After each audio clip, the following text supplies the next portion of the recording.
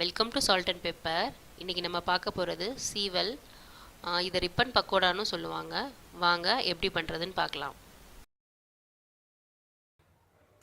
தேவையான இன்க்ரீடியன்ட்ஸ்: அரிசி மாவு, கடல மாவு, பொட்டுக்கடலை 50 கிராம், அதை பவுட்ரு பண்ணி வச்சுருக்கேன்.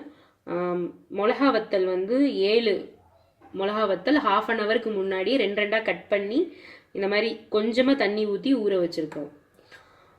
பெருங்காயம் ½ ஸ்பூன், அப்புறம் பூண்டு ஒரு முழு பூண்டு தோல் உரித்து குட்டி குட்டியாக கட் பண்ணி வச்சுருக்கோம்.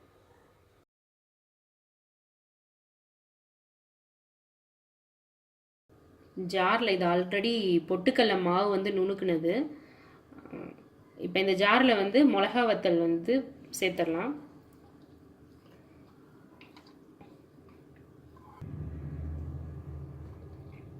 அப்புறம் பூண்டு. இந்த மிளகா வத்தல் ஊற வச்ச தண்ணியே கொஞ்சம் கொஞ்சமாக ஊற்றி கெட்டியாக பேஸ்ட் மாதிரி அரைக்கணும். மிளகா வத்தலும் வெள்ளைப்பூடும் இந்த மாதிரி நல்லா திக்காக பேஸ்ட் மாதிரி அரைச்சிடணும். மாவு பிசைறதுக்கு அரிசி மாவு இருக்குது. இப்போ கடல மாவு சேர்த்துடலாம். பொட்டுக்கடலை மாவு, பெருங்காயத்தூள், தேவையான அளவு உப்பு சேர்த்து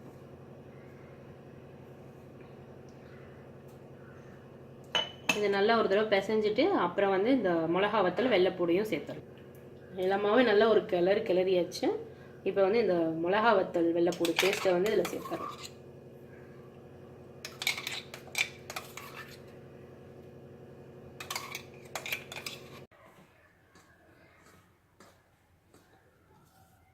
மிளகா வத்தல் பேஸ்ட்டையும் கொஞ்சம் இப்படி நல்லா பிசைஞ்சிட்டு அதுக்கப்புறம் தண்ணி சேர்த்துக்கணும். இப்போவே தண்ணி சேர்த்துட்டோம் அப்படின்னா தண்ணி நிறையா இருக்கிற மாதிரி தெரியும். இப்போ கொஞ்சம் கொஞ்சமாகவும் தண்ணி ஊற்றி நம்ம முறுக்கு மாவுலாம் பிசைவோம்ல, சப்பாத்தி மாவு அந்த மாதிரி பிசைஞ்சிடலாம்.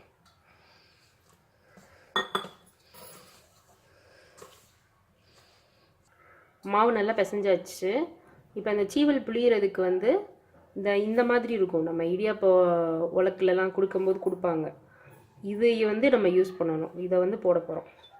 இதில் லேசாக எண்ணெய் தடவிட்டு இப்படி உள்ளே சேர்த்துட்டு, மோஸ்ட்லி எல்லார்கிட்டையும் இருக்கும் இந்த மாதிரி எண்ணெய் இதில் தடவி இருக்கேன். அதை எடுத்து உள்ளே சேர்த்துடலாம். மாவு கொஞ்சம் கொஞ்சமாக சேர்த்து. பொட்டுக்கடலை மாவெல்லாம் நல்லா நைஸாக அரைச்சிடணும். கொஞ்சம் நைஸாக அரைக்காத மாதிரி இருந்துச்சுன்னா சலிச்சுக்கோங்க. பொட்டுக்கடலை மாவு, கடல மாவு எல்லாத்தையுமே சலிச்சு யூஸ் பண்ணுங்க. இல்லைன்னா இந்த இதில் மாட்டிக்கிச்சுன்னா சரியாக வராது. அதுக்காக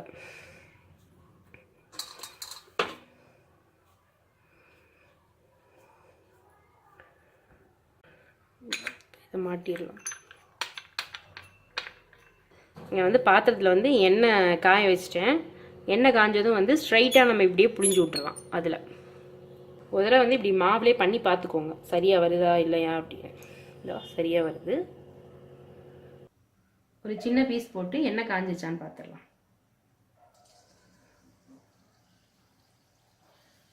எண்ணெய் காஞ்சிருச்சு. இப்போ நம்ம புழிஞ்சு விட்டுறலாம். கவனமாக புளிங்க, இப்படி சுற்றணும்.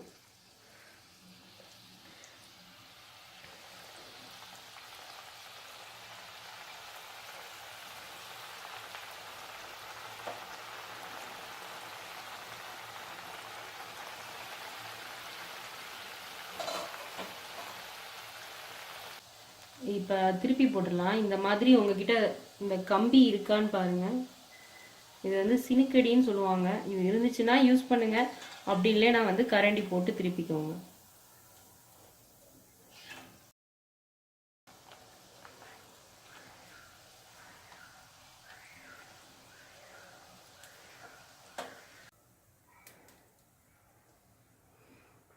ரெண்டு பக்கமும் நல்லா செவந்து வந்துருச்சு.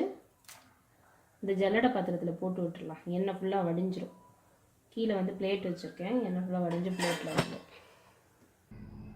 எண்ணெய் வடிஞ்சு ஆறுனதுக்கப்புறமா இந்த மாதிரி சின்ன சின்னதாக உடச்சி விட்டு நல்லா ஏர்டைட் கண்டெய்னரில் போட்டு மூடி வச்சிட்டோம்னா 10 நாள் வரைக்கும் இருக்கும். வீட்டில் கிட்ஸ் இருந்தாங்கன்னா 10 நாள் வரைக்கும் கண்டிப்பாக இருக்கவே இருக்காது. கொஞ்சம் கொஞ்சமாக எடுத்து சாப்பிட்டுட்டே இருப்பாங்க.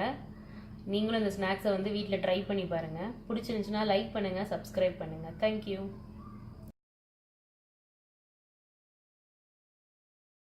Thank you for watching our channel.